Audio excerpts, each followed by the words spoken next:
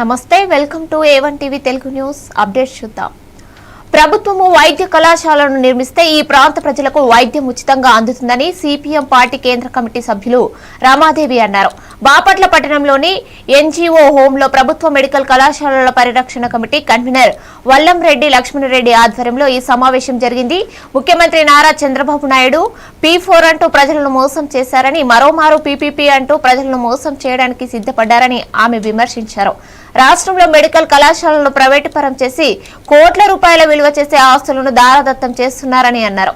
PPP విధానాన్ని తక్షణమే రద్దు చేసుకోవాలని ఆమె హెచ్చరించారు. ప్రభుత్వ మెడికల్ కళాశాలను నిర్మిస్తే పేద విద్యార్థులు 15,000కే MPBS పూర్తి చేయవచ్చని, అదే కార్పొరేట్ కంపెనీలకు అప్పగిస్తే ధనవంతులు మాత్రమే చదువుకుంటారని, వైద్యం పేదలకు అంతదని ఆమె ఆందోళన వ్యక్తం చేశారు. ఈ కార్యక్రమంలో కాంగ్రెస్ పార్టీ నాయకులు SK మస్తాన్ వలి, గంట అంజుబాబు తదితరులు పాల్గొన్నారు.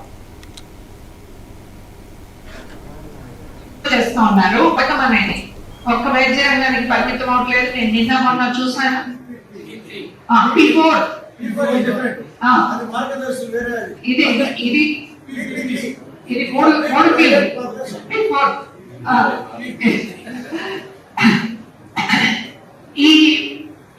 ఈ ప్రైవేట్ ఈ 3 పిల్లలని ఒక మోసం ఉంది. 4 P పెట్టి ఇంకొక మోసం కూడా చేస్తా ఉన్నారు.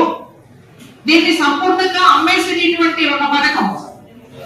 ఇప్పుడు నీళ్లు అమ్మడానికి ఒక పెద్ద ప్రాజెక్ట్, దాని వివరాల్లోకి నేను వెళ్ళగల, కానీ ఇక్కడ నీళ్లు అమ్ముకోవడానికి ఒక పథకం వచ్చిందని కాకమాల్లో ఒక లిఫ్ట్ P4 కింద ఇస్తున్నారు అనేది వచ్చింది. అంటే ఇవాళ ముఖ్యమంత్రిగా ఉన్నటువంటి ఆస్తుల్ని అమ్మకానికి పెట్టే దానిలో మెడికల్ కాలేజీల అమ్మకాలు అనేది అత్యంత దుర్మార్గమైంది. ప్రజలకి మనం వెనకటి రోజుల్లో తిండి ఉండాలి, పట్టు ఉండాలి, గూడు ఉండాలి అనుకునేవాళ్ళం. ఈ రోజు తిండి, బట్ట, గూడుతో పాటు విద్య, వైద్యం అనేవి కూడా ప్రాథమిక అవసరాలుగా మారి ఒక ప్రాథమిక అవసరమైనటువంటి వైద్యాన్ని ప్రజలకు అందించాలంటే దీన్ని ప్రభుత్వ రంగంలో రక్షించుకుంటేనే. నేను చాలా సమర్థవంతమైన ముఖ్యమంత్రిని అని చెప్పేసి అనుకుంటే ప్రభుత్వ రంగంలో ఆసుపత్రి నిర్మాణం చేసి దాన్ని సమర్థవంతంగా నిర్మించగలిగే సత్తా ఉంటే మీరు సమర్థవంతమైన ముఖ్యమంత్రి అని చెప్పేసి ఒప్పుకుంటారు.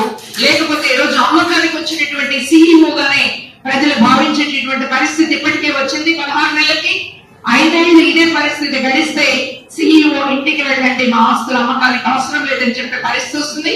అందువల్ల ఇప్పుడైనా మేము ప్రభుత్వాన్ని డిమాండ్ చేస్తుంది, మీ నిర్ణయాన్ని వెనక్కి తీసుకోండి, దీన్ని ప్రభుత్వ రంగంలో నిర్మాణం చేయండి, అవసరమైనటువంటి నిధులు ఇవ్వండి.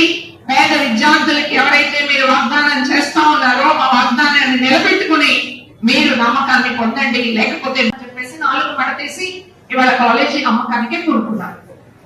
మిత్రులారా,